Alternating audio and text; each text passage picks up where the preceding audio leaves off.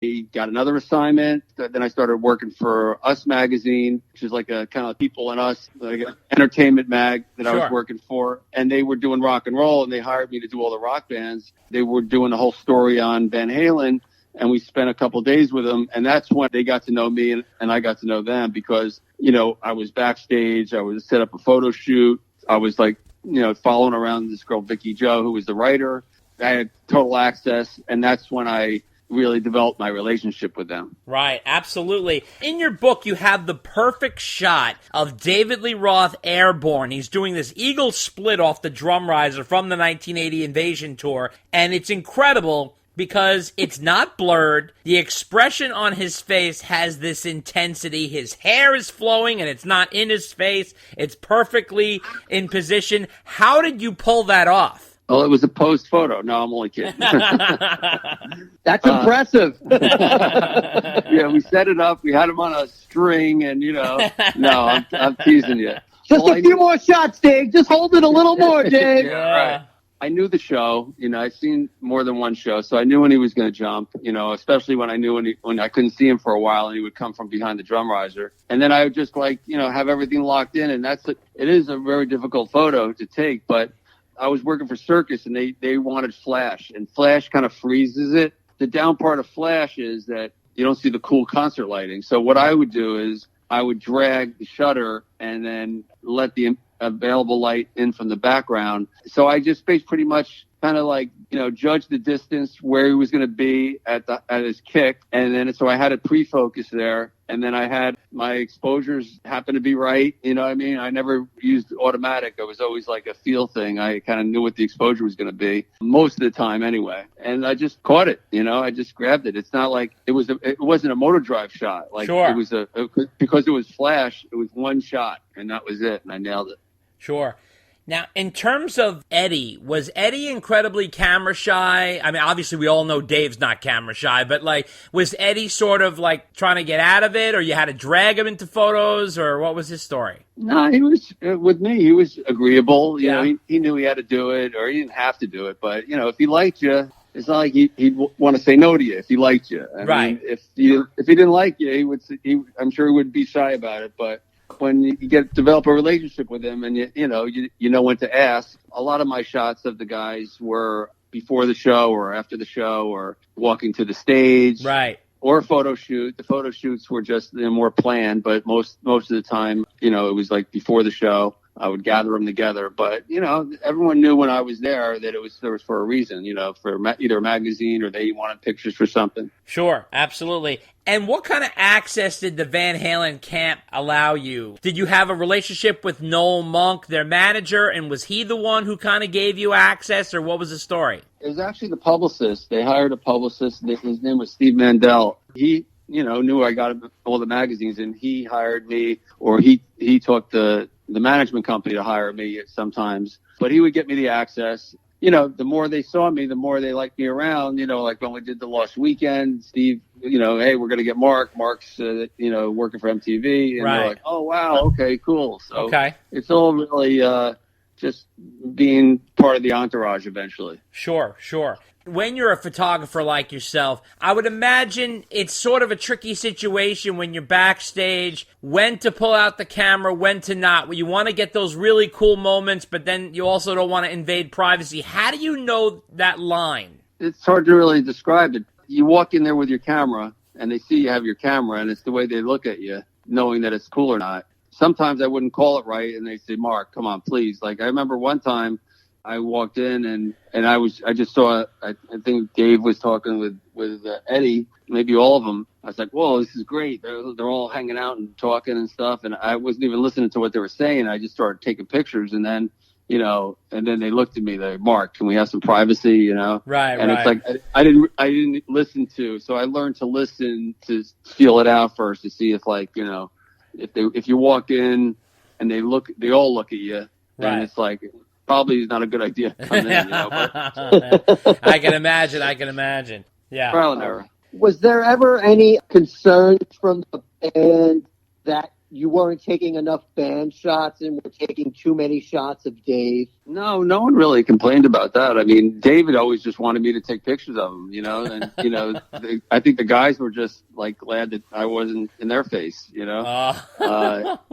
I think towards the end, David, like Van Halen technically hired me, but I remember getting a call from the publicist saying, whatever they want you to do, you got to do. I'm like, all right, that's cool. Yeah, definitely. Right. And David would be always the squeaky wheel, wanted me to do this, do that. Like he would be like warming up, and I would go in there while like some of the shots where he's stretching and things like, he'd put out a little bit of a show. Like, yeah. He was probably done stretching, but he's like, he wanted those photos. Another time, security guard says, hey, David wants you to come in here. And, as I'm walking in, all of a sudden I hear the music cranked up and these two girls just started, as soon as I walked in, started putting on a show and started like dancing with them. Not like a disco dancing, but kind of like slow dancing and like, like just kind of like he was just trying to, put on a show and he wanted me to document that. Right. At that point, were you like, I love my job? Oh yeah. And of course I got the sticky passes to give out to the girls. So,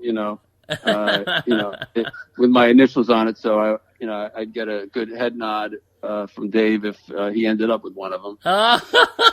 That's great. A few shows I shot, there was like a day off, and then I got a call in the morning from Dave, and he's like, hey, come on out. I want to do some pictures around the courtyard. And so I went out there, and there he was flying a kite. And I was like watching him fly the kite, and he looked at me, he's like, what are you waiting for? I'm like, what do you mean? He goes, start taking pictures. And that's what he wanted me to do. He wanted me to take pictures of him flying a kite. And then the kite got caught in a tree, and the security guard like climbed on his shoulders, and he always looked over his shoulder to make sure I kept taking pictures. So I'm like, okay, I get it now. Oh, geez, that's hysterical. we were wondering what all the kite pictures were Yeah, about. that was interesting, definitely. There's also an incredible black and white double-paged image in the book of Van Halen at the end of the show. It almost looks angelic, like a drawing. How did that one come about? That was just an unbelievable capture. Yeah, it's one of my favorite photos. I mean, most of the time I shoot in the pit, but when you want to get that shot at the end, you want to be out in the audience and you want to get the hands, and you don't want to shoot up their noses and you want to stand on the chair and shoot direct into them and get the perspective. So that's what I did. I knew when they were going to do the bow, and I just waited for the moment, and the lighting was really cool, and I just hit the shutter a few times. That's incredible. Well, that one could be in a museum. That's like a perfect photo. Also, incredible.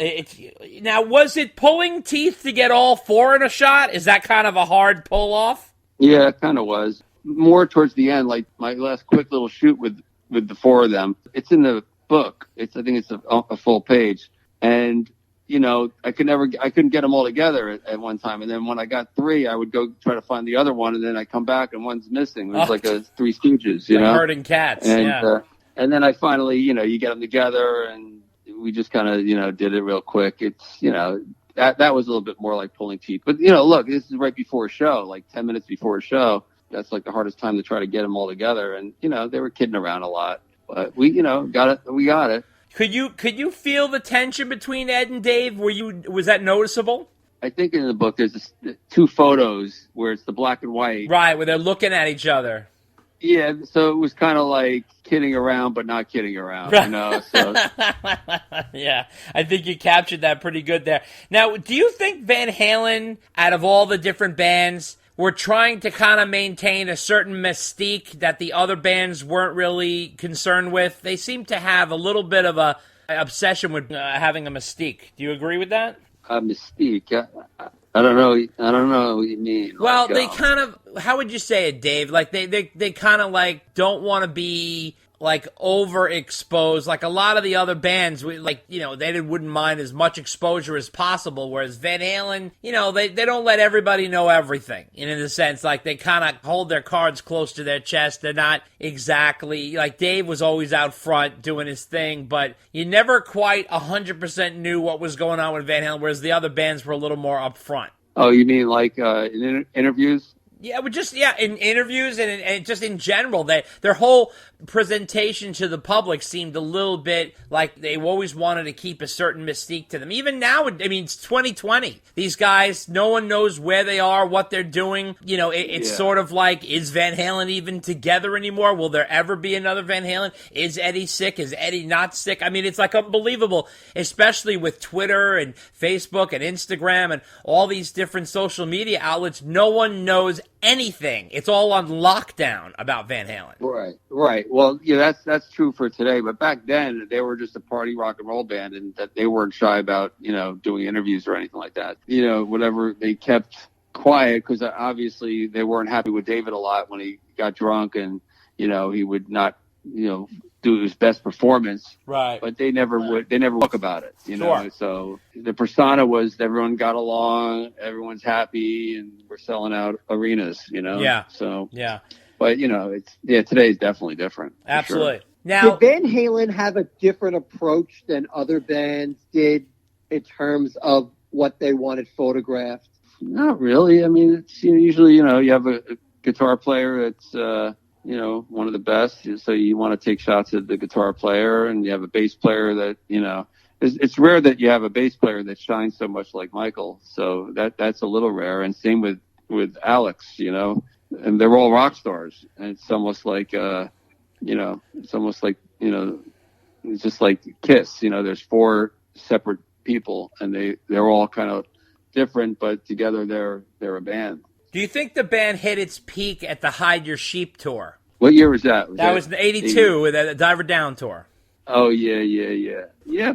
Probably. I mean, but then they keep following it up. But that was probably when everyone thought they were going to go on for another 10 years. Right. No one would expect anything to happen the way it did. Right.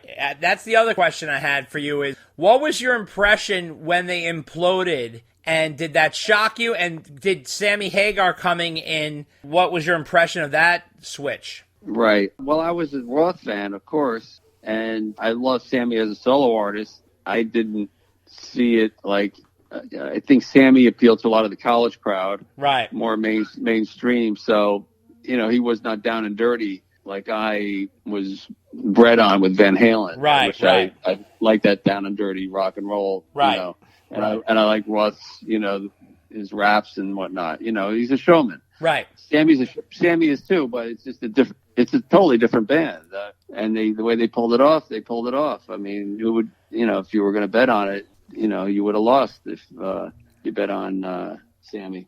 Right. But, he pulled it off, and he showed everyone. And you probably know more than me, but it's probably as successful as they were back in the day. But now let me ask. Well, Sammy will tell you they were even more successful. Right. He'll be the. Yeah. How well did you know Sammy before he joined Van Halen? I mean, I shot him at the Garden when I was a kid, but I didn't know him then. And then I think I met him probably he did this thing with Neil Schon that I have pictures of. Oh. I think in 82 or 83. Yeah, I don't even know what that was. Yeah. Oh, that was Hassas, HSAS. That was like a one-time band he did, right?